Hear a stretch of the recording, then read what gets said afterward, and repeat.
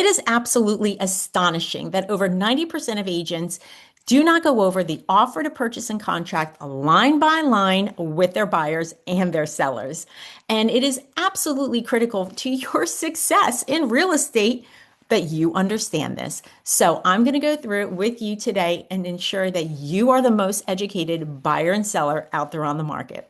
Hi, my name is Nina Gervasi, and I am a top producing agent here in the Triangle area. And again, it is my mission to make sure that you are as informed as possible when you enter the real estate market. So let's dive in. In front of you, we have the North Carolina offer to purchase and contract. At the top, we have the seller and buyer's names. We have some legal information here about the property, including whether or not it has a manufactured home, an off-site or separate septic system, boat slip, and so forth. Also, in addition, any additional parcels that this may include. Down here, you will see this is where the sellers go first. They want to know, how much are you offering, this top line, the offer price, what is that non-refundable due diligence fee, and how will they be paying for it? Did they offer any earnest money in addition to the due diligence fee? And then there's some other things here, such as additional earnest money, which we are not going to talk about today because that's a whole nother video and not something that we are seeing very much of right now. And some other things having to do with assuming the seller's loan, things that we just really are not seeing very much of. So really on this area right here, we're pretty much focused on these top three lines. Then we're also looking to see, are you asking the seller to pay for any of the closing costs? This is separate from asking the seller to compensate your buyer's agent commission. And so right here, what we're asking is, will you cover X amount towards closing costs? Some sellers are committing to giving a $5,000 credit for a rug or whatever the case may be. This is where that information will go. Okay, then here you will also put the due diligence period. This is a time frame in which you will be doing your inspections, getting your home appraised, and so forth. So I would say, depending on how far out your closing is, about 2.5 weeks is a sufficient time frame for the due diligence time period. Maybe a little longer, maybe a little less, depending again on when your closing is and what it is that you're buying. Bigger homes with more things to inspect, potentially, larger area to survey will require a longer due diligence period.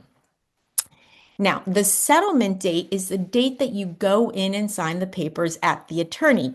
Keep in mind that I said that as we scroll down a little bit further. So we have the due diligence date and the settlement date, the date that we sign the papers at the attorney. Earnest money deposit, that is actually a refundable amount that will come back to you if you should walk away before 5 p.m. on this due diligence date. So keep in mind, the due diligence fee is non-refundable. That check is made out to the seller on the day that your offer is accepted. You never write a check in North Carolina unless your offer has been accepted. You do not need to write checks just to submit this offer. So due diligence check made out to the seller, delivered to them on the day that the offer is accepted. Earnest money will go to the escrow agent, which in many cases in North Carolina is going to be your closing attorney. So that amount shall go as quickly as possible. If you're going under contract on a Saturday, you may not get it to the attorney, obviously, until they open on Monday or maybe Tuesday. And some of the attorneys have a way for you to make it as an electronic deposit. They will hold that in an escrow account and it will come back to you at closing as part of your deposit. If you make it to closing, that also, the due diligence comes back to you. I have a whole diagram and lots of videos on that I can link separately below. All right. So earnest money deposit, refundable to you, can be refundable by 5 p.m. on whatever date you indicate here for the due diligence period. 5 p.m. on this date, after 5 p.m., 5:01, that now becomes possession of the seller should you decide to walk away. That's why it's critical that we pick far enough out for you to be able to do all of your research. Escrow agent, some firms actually have the accounts in which to hold the earnest money deposits. I would say the best practice is to always have the attorney hold the earnest money in their own escrow account separately. To me, it's just the most fair thing to do, and you really should focus on that. Effective date. Everybody's signing this on different days. Maybe you submitted the offer on a Thursday, but the seller didn't actually decide to accept your offer until Saturday. Even though you signed it on Thursday, this did not go in effect until Saturday when the seller signed it. So it's when the last people signed this contract that it actually goes into effect. The due diligence is the time period in which you do your inspections, your appraisal, the survey, and so forth. And that fee pays for the time in which you take the house off the market to do that research. Now, as I mentioned to you, the fee is delivered on the same day that the contract is accepted and signed. And then they may have you make it out to, like, for example, if the house is being sold as a trust because maybe a parent has passed away, and you're going to make it out to one of the children's names, one of the trustees that will be indicated on there for you as well. So you'll know who to make the check out to, and obviously how much because you've negotiated that amount. Settlement and closing. This is really important to understand. Settlement is when you go in and sign the papers and deliver all the funds to the attorney. You hope closing is the same day. We like to have that settlement occur Monday through Thursday. I really do not like Friday appointments because you want it also to be as early in the day as possible after you have gone in and signed all the papers and ensured that all the funds have been received at the attorney's office. Then it's going to take them about 2 hours or so to electronically record this deed with your county. All right. So you have to keep that in mind. If you were to do all of this on a Friday afternoon, there is a potential that the deed would not get recorded in time for you to actually get the keys. In North Carolina, a buyer does not get the keys to the home until the deed is recorded. So let's avoid Friday settlement dates. Let's avoid later in the day. We want you to get the keys within 2 hours of you signing these papers. And sellers always want to know, well, when am I going to get my money?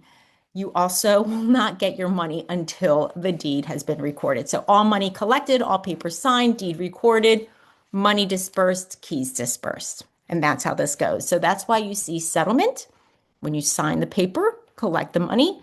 Closing, deed has been recorded, money sent out, and the keys have been given to the buyer. And I say that to you, please, buyers, do not plan your moving truck, your internet to be installed, or anything for the day that you sign the papers. There could be any kind of little blip that happens that will keep you from getting the keys, and you'll have to reschedule those appointments. Once again, please schedule nothing except maybe going out for lunch while it gets recorded for the day that you actually sign the papers. And I mentioned the attorney. In North Carolina, only attorneys will be able to do the closing. I know that in other states that there are title companies that do the closing, but not in North Carolina. They must be done by a real estate attorney. We're going to talk about special assessments a little bit later. Just know, mostly in townhouse communities, sometimes in single family communities, there are HOA assessments or something that has been issued or potentially issued for a project to be completed. We will talk about more later. Okay, let me tell you something. These forms were created by real estate attorney, and as I mentioned to you, every July we get a new revision of these forms, mostly to make the wording in them clearer for the consumer, right? We want to make sure it's as clear and concise and covers everything as possible. However, some of the things in here are present because of the fact that there was a lawsuit about it at some point. And so they decided that they had to spell it out in very clear detail as to what needed to be done or could not be done. For example, this is a list of items that must transfer with the property. It must come with the property. A seller is not allowed to remove the mailbox from the front of the house or the bathroom mirror. You're hearing this, or the kitchen cabinets, for example. Those are not allowed to be removed and should be sold with the home. Now, there is the situation where perhaps this is a grandmother's heirloom, let's say chandelier, okay? And they really want to take that chandelier with them. If that's the case, they must tell you that they want to take that chandelier with them, or maybe it's one of those Nest thermostats, for example. Anything that will not convey that's on a bullet point here must be stated ahead of time in the listing. You will label it here and they will tell you what they will replace it with. So you'll get the regular thermostat, a general, they may even have a photo for you of what the new chandelier will be, so forth. So you get it. If it's here, I'm pretty sure there was a lawsuit about it at some point that said sellers don't remove these. But if you decide you want to, tell the buyer and make sure they know what you will replace it with. 3 things are not listed up there that are considered personal property. And this burns buyers from other states all the time. The refrigerator, the washer, and the dryer are not items that transfer automatically with a home. They're considered personal property and you must negotiate that into the contract. Many times, even at the point of listing, a seller will decide, nope, absolutely not. We just bought that washer and dryer set. We are taking it with us. And they will tell you, like, don't even try to negotiate it. It's not happening. Those are the things that you need to know before you write up this contract. And if you are asking for it and they are agreeing to give it to you, it will go in this area. Also, for example, let's say they have out back one of those really fancy jacuzzi tubs, anything like that. Anything that could be taken with them, you're going to write that here in the personal property area. Now let's talk about the due diligence process. This is you doing your homework. This is you making sure that the house that you're buying is in good condition. And for example, you also have to secure your loan. Do what your lender is requesting of you. Get them their paperwork. So you must comply with your lender in order to secure your loan. Seems pretty obvious. Down here, this lists all the other investigations, inspections. The attorney will be reviewing the documents. You have to secure homeowner's insurance. Your lender, if you have one, will be doing their appraisal on the property. Perhaps this is a home in which you will get a survey of the property, knowing where the lines are. Now, I'm going to make a little note here, pro note, and tell you that I always recommend a survey because you need to know A, where your property lines are, and then B, especially if there are fences, to understand if either you or your neighbor are encroaching on each other's properties. When there is an encroachment, the seller is obligated under this offer to purchase to remedy that encroachment.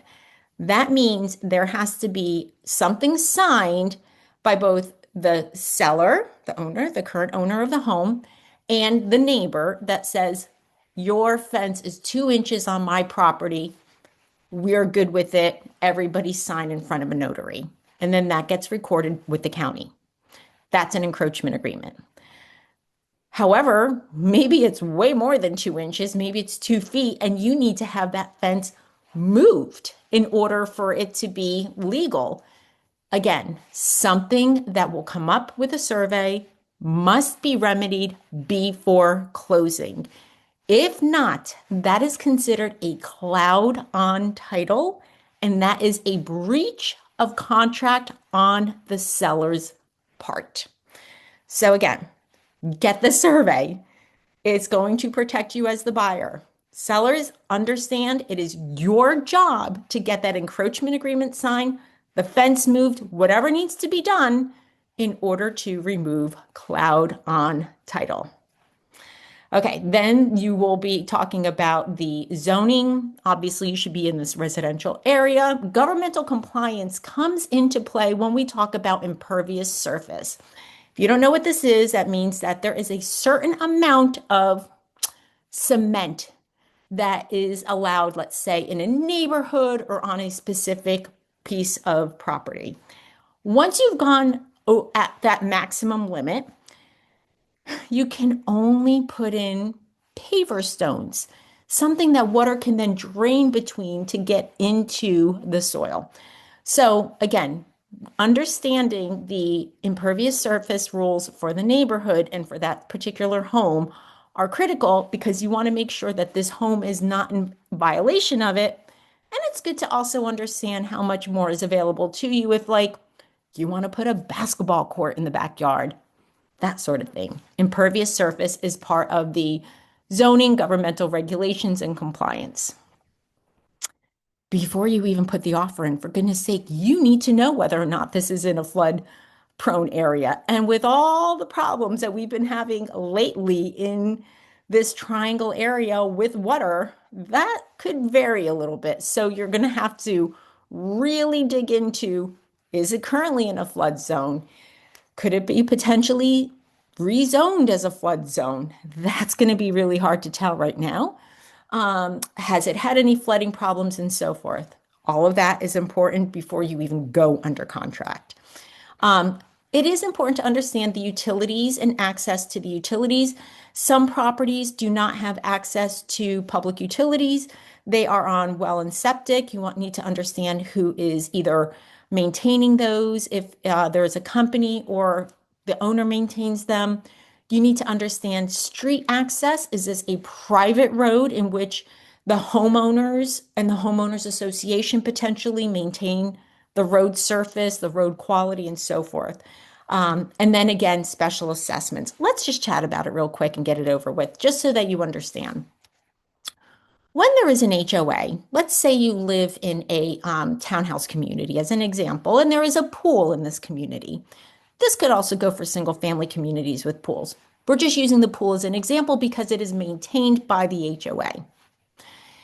And let's say this neighborhood is, I don't know, 20 years old and the pool's looking a little tired. It might need a refresh.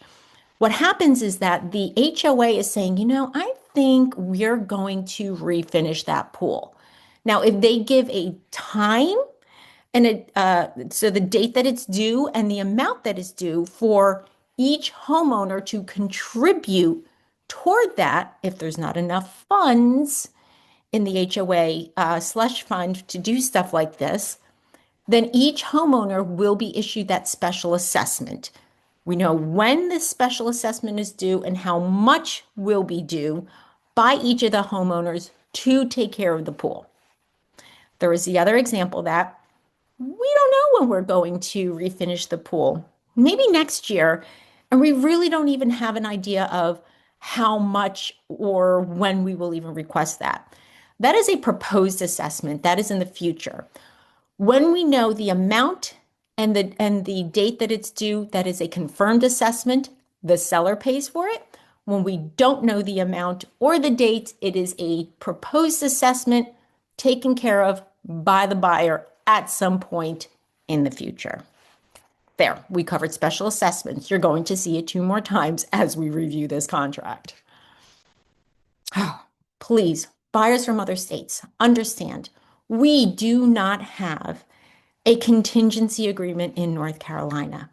Meaning, even if you have to sell your home in another state, this agreement here is never contingent upon the sale of your home there.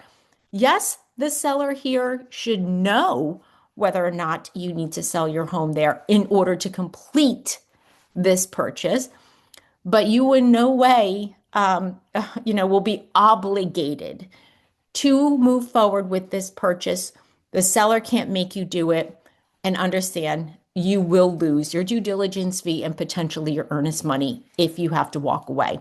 There is nothing protecting your due diligence fee because that only comes back to you if the seller breaches a contract. If you breach this contract because your house did not sell or for any other reason, the seller keeps the due diligence.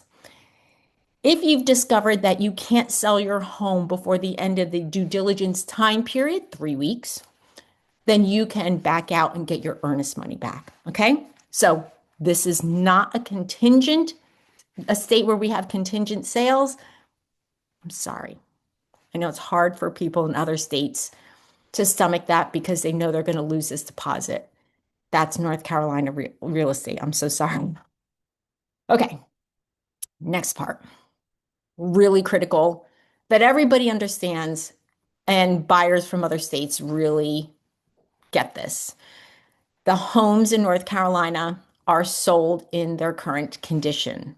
Sellers in North Carolina are not obligated to make any repairs whatsoever. None.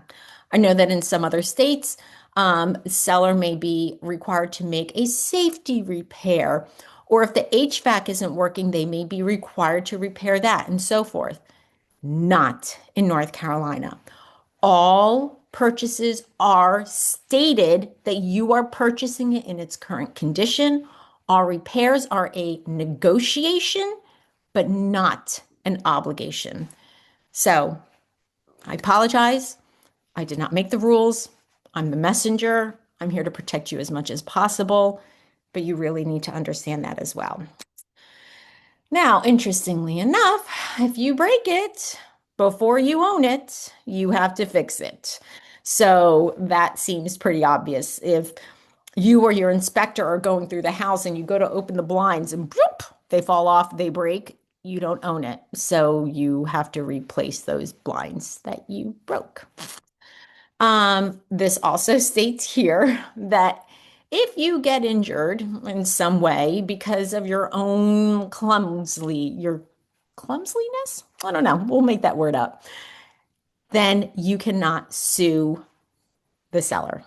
However, let's say there is a hole in the floor and the seller covers it with a rug and you fall through and break your arm. Now you can sue the seller. So not because you're clumsy, but yes, if they did something that caused you harm because of their negligence. Now, I've mentioned it a few times, and it is stated right here. In North Carolina, a buyer can terminate at any time whatsoever, even up to the minute that your pen hits the paper and you say, nope, you know what? I've decided I'm not going to purchase this home. Perfectly fine. However, you're going to lose a certain amount of money. A seller in North Carolina cannot sue you for what's known as specific performance. They cannot sue you to move forward with the purchase. You can sue them if they try to back out because they're not allowed to, but you as the buyer can back out at any time. Okay, now I say this to you because then you start adding up in your head. Well, if I back out, no matter what, I lose a due diligence fee. And then if I back out before 5 p.m. on the due diligence date, well, at least I get my earnest money back. But after that, I lose both the earnest and the due diligence fee. And then all the money that you have put out for inspections, appraisal, and survey, and so forth. Again, you are not obligated to move forward in North Carolina as a buyer. You can terminate at any time, but the amount of money that you lose will depend upon when it is you choose to terminate. Now, 1 hour before closing, we will do a final walkthrough. Why? Well, because closing means that you're accepting the house in the condition it's in at closing. Any problems that are there at closing are now the buyer's problems. So you don't do a walkthrough until about an hour before. Some people try to do it a couple days before, the night before. No, thank you. We will do it 1 hour before because I have had to postpone either by a couple hours or even a day or so closings because I found a water leak, the hot water heater, or perhaps, something under the kitchen sink. One time it was that the cleaners the night before broke the garbage disposal. The seller had no idea. They were gone. They paid the cleaners. The cleaners left. We came in the next morning, and there it is, gushing under the kitchen sink. 1 hour before closing, or else you own the problems that are there when you sign the papers. Now we're going to let the seller know how it is that you plan to purchase this property. Are you going to be a cash buyer or are you getting a loan? What kind of loan are you getting and approximately how much are you putting down? So this will be important because sometimes when it is either a VA or an FHA loan, it comes with a couple more, let's say, requirements from the lender in order for it to close. USDA loans are only good in certain areas. There's maps for that. So it's really important that the seller understand what kind of loan it is that you're getting and approximately how much you're putting down. Buyers, I do want you to understand that this number that you put here does not obligate you to that exact amount at closing. I have had several buyers have to adjust how much they put down based on things that come up during the purchase process, such as like, now we know we're going to need a roof and we weren't planning on that before. So rather than putting $50,000 down on this purchase, we're going to put down 25 and keep 25 back for the roof. Whatever the case may be, understand this is not holding you to that number. Now, remember we talked about the fact that you do not get a contingency sale agreement in North Carolina, but you have to give the seller a heads up about what you're doing with your other property. So, do you or don't you have to sell another property? Is it already under contract with a buyer? And then you would provide them with a copy of that contract. Or is it not under contract and you're planning on listing it? Do you already have an agent and so forth? So it's important that you let them know you can back out. If your house doesn't sell, you won't be forced to purchase this house. You'll just lose those deposits, depending on the timing. The seller is obligated to give you the residential property disclosure, as well as the mineral oil and gas disclosures. Interesting to note that you could say that they didn't provide it to you. And if they didn't, you could actually end up terminating the contract based on this. But 99.999% of the time, even if the disclosure says we know nothing about the property, you're getting something in order to stay compliant with moving forward with this. All right. So let's go down here. So what are your obligations as a buyer? Well, you have to pay the deposits on time. Keep in mind that if you choose, this is really important. I didn't mention this earlier, but it is absolutely critical for you to understand. As soon as this is accepted and the sellers have signed, I said it, that the due diligence fee must be delivered right away. You can't decide, you know what, I changed my mind. I'm not delivering the due diligence fee. No. You don't get like some states have a 3-day, let's say, window built in for you to decide whether or not you want to move forward with the purchase or not to deliver deposits. That is not the case in North Carolina. You have to deliver them right away. And if you don't, and you're like, I decide not to move forward, the seller can sue you for those funds. You are legally obligated by the signing of this contract to deliver the due diligence fee and the earnest money deposit. They care most about the due diligence fee because that is what they're going to keep. So you don't get to choose. I changed my mind and I'm not delivering the due diligence fee after the seller has signed. They signed, you owe the money. Now, and if they don't, it says here, they can actually sue you for that money. The seller can sue you. We talked about special assessments. So, it's so funny. This actually spells out, by the way, buyer, you have closing costs. You have the costs associated with your loan, with your inspections, with your survey, and so forth. So this is giving you a little bit of an idea of some of the closing costs that you will incur. I hope it's not a surprise because I hope you have a fantastic agent that has already spelled out what those closing costs could be, as I do for all of my buyers before we even begin the process. It is critical that you understand what these costs could be. All right, then you as the buyer and the seller must do this as well. Give authorization to the attorney and the lender to have your information to move forward with the process properly. You have to authorize this. Now, the seller has to tell you how long they've owned the property for. If it's been less than a year, a lot of times we see this with either like estate properties or flips and that kind of thing, or if they've owned it for at least a year, the property for less than a year, and or if they haven't owned the property at all. So those are really important to understand as well. Then you need to know whether or not this house was built before 1978 because you must get the lead-based paint disclosure in that case. Here will be information about the HOA or HOAs, depending on if there's more than one for a home. If the home has a fuel tank, that information will be here as to whether or not it is leased or owned and the company associated with providing you with that fuel.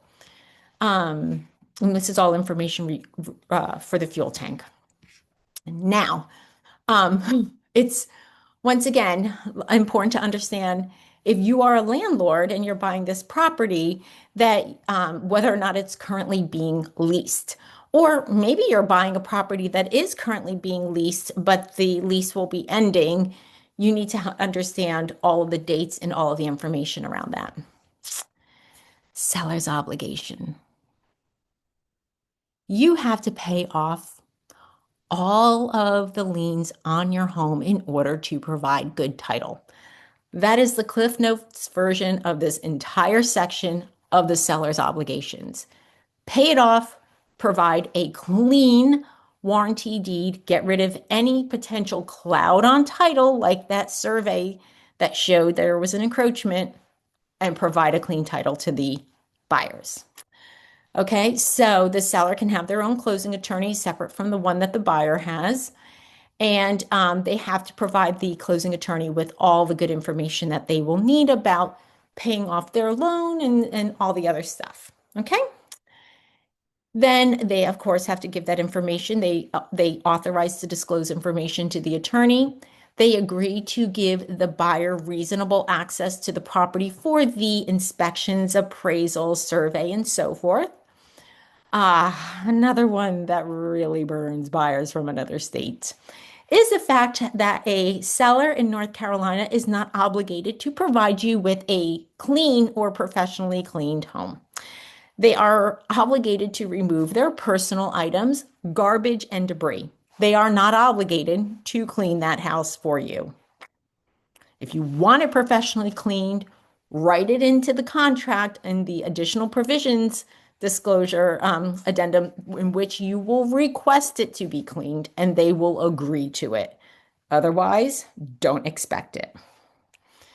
Now, so here at settlement, remember, like they're going to be able to give the keys and the garage door opener and all this stuff, but that's not coming to you until you actually get the deed recorded. All right. Oh, and if you are a foreign person, and then you will know this ahead of time, we're going to have to go through the foreign person information, but it is going to be completely separate. The Foreign Investment and Real Estate Tax Act. I have not run into this once yet, but know that there is a separate provision for that. Designated liens, remember, paying everything off in order to give good title and legal access to the property. We talked a little bit about governmental compliance, making sure, especially when it comes to the impervious surface, that we are in agreement with all governmental compliance. This is where we tell the seller, or really the attorney, who the deed will be made out to, meaning the buyer's names. Sometimes, let's say you are going to have it made out to a trust or so forth, so you're going to want to have that information here. Talked about homeowners association, payment of those special assessments. If there's any listing penalties, that's their problem to take care of, not the buyer's problem to take care of. The seller will be obligated to give either a credit at closing for negotiations on repairs or do the repairs before closing. So if they were kind enough to make a concession, whether it is the actual repairs or credit toward repairs, all of that must be taken care of before closing or the credit at closing. Whether or not the seller has agreed to offer a home warranty will be here. And again, let's talk about prorations and HOA and everything like that. The HOAs will charge the seller for leaving the HOA, removing them from a computer system.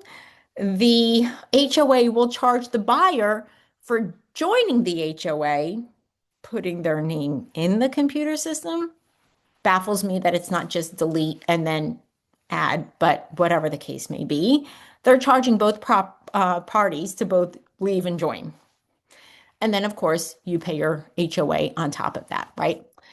When it comes to prorations, what I'm saying is that whether it has to do with taxes or HOA, seller always pays January 1st or the start of the month to the day of closing.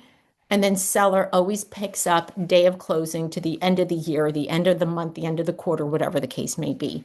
Day of closing, up until the day of closing, is the seller's obligation. Day of closing onward is the buyer's responsibility. Now, it is important, again, to understand that the seller must deliver to the buyer a property that was in the same condition that it was in when they signed it, or potentially better. So again, with this final walkthrough 1 hour before, let's say the sellers put a big hole in the wall as they were moving the furniture out. Not okay. They are obligated to fix it back to the same condition it was in at the time of signing or better. So these are the things that we need to catch at the final walkthrough 1 hour before. There was a situation where my mother-in-law had her house on the market and a tree fell through the roof while she was under contract. She had to repair that roof and the buyers got a new roof out of it. These things happen. So again, there's always the risk that something could happen, which is another reason this here tells the seller, do not discontinue your homeowner's insurance until after closing. Anything can happen. You must protect your house with insurance all the way up until the day of closing. Now, if there is any kind of delay in getting to closing, typically on the buyer's part, typically because of their lender, and I've only had it happen once, you have 7 days, including weekends and holidays, to get to closing. So if your closing is on a Wednesday, guess what? You get 7 days from that Wednesday to actually get to closing with any kind of a delay. You can request longer. That is possible. However, that's going to be on a separate addendum, and that's going to be agreed upon by both the buyer and the seller. But according to this contract, it is only 7 days, including weekends and holidays. There are some states where the closing date is fluid. I don't understand that whatsoever. Like I know for New York, for example, they'll say, okay, so the closing is going to be on this date. And then the closing date keeps changing because of the lender. Buyers, if you're coming from another state, listen very carefully. This is why you want a local North Carolina lender who understands our rules, because the one time that I had problems getting to closing, it's because they used somebody from out of state, their cousin, who thought that they could do the loan in North Carolina, but they failed to understand that our closing dates are firm. 7 days is a max, according to this, that you have to get to closing. And then if you do that and you want to go beyond the 7 days, better hope that the buyer agrees. If not, you, buyer, are in breach of contract. There are certain cases in which perhaps the seller will want to stay in the house for a longer time period after the closing. They can stay up to 60 days without this being a problem, in which case that's seller possession after closing. Perhaps in certain cases, the seller has agreed to allow the buyer to move in before closing. That's buyer possession before closing and so forth. So there are some options like that that I have seen throughout my career and had to use it quite a bit. In fact, we're using it right now. These are some addendums that I am not going to go into right now. The one that I do want to mention, however, is this additional provisions addendum. We talked about if you want the house professionally cleaned, that you must state it ahead of time, and that would go on something like this. Or the other thing too is perhaps you were walking through the house and you saw that there is a broken window, and the seller has already agreed, hey, we have the window on order. It will be installed before closing. You want that also on the additional provisions addendum. Very key that you spell out all of this on there. Typically, we're not doing this for a tax-deferred exchange. You will know that if you are an investor, that will apply to you. In the parties section, this is saying that this is a legally binding contract between all parties and their heirs that have signed this contract. We talked about already the additional provisions addendum, right? And it says that it should be installed before closing. Well, sometimes it does state that it will be installed after closing. They have the date for that, in which case that addendum still is legal after the house has closed, and it's still the obligation of the seller to get that paid for and installed at whatever date after closing. So that contract survives the closing. It continues on and is legally binding. If there is any change to any of these contracts, it must be on a standard form such as this one that is created by the North Carolina Real Estate Commission or by an attorney. You can't just write up your own little thing between the buyer and the seller. It has to be written by an attorney or by the Real Estate Commission. Okay. You're agreeing that all these forms, although signed separately in different locations, all electronically, are still one legally binding contract. Again, same thing here with the conduct of the transaction. You might be all over the world, but this is still a legally binding transaction. Execution, we talked about that. We talked about 7-day wiggle room with weekends and holidays. Breach of contract. Let's talk about it. Again, buyer, you can back away at any time that you want. It just depends on how much money you're going to lose. If you walk away before the 5 p.m. on the due diligence date, you just lose your due diligence fee and your earnest money can come back to you. 501 and onward, both the due diligence and the earnest money belongs to the seller now. You've lost all of that, plus whatever money you've put into your inspections, appraisals, and so forth. The seller, however, they could breach the contract by not giving you clean title to the home, not clearing up that encroachment.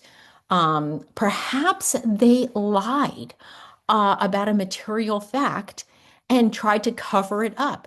These are all breaches of contract in which you, as the buyer, get your due diligence money back, your earnest money back, and you can even get back the money that you've put in for your inspections, appraisals, and so forth.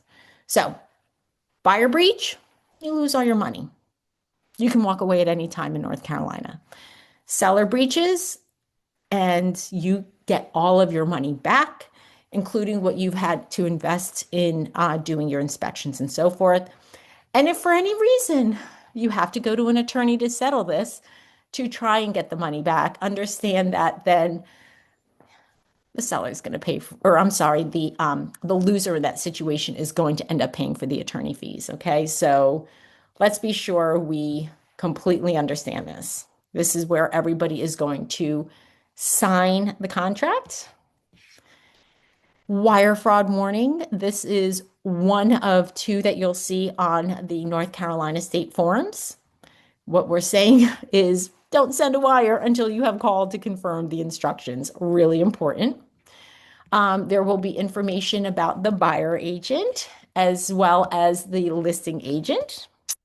I don't do both sides, so I wouldn't be both names on both sides, but suffice to say, I have this as my purchase agreement right now, so I have myself on this side. And then when the seller receives their due diligence fee, and when the attorney receives their earnest money, they must sign this receipt of monies form, and that will conclude making this one legally binding contract. Everything was legally binding before, but this is the last piece of the puzzle that we must have recorded. Yes, I got my money. Yes, I got my money. All right. So that is the North Carolina offer to purchase and contract. It is a lot of information. I hope it helped you. If you have any questions about it, please leave me a comment below. I answer all of the questions, read all of the comments. If you found this helpful, please like and subscribe and share it with others who are in the real estate process of either buying and selling. It's critical that you really understand this. And yeah, let me know if I can help you with either a purchase or a sale here in the Triangle area. And I look forward to seeing you in the next video.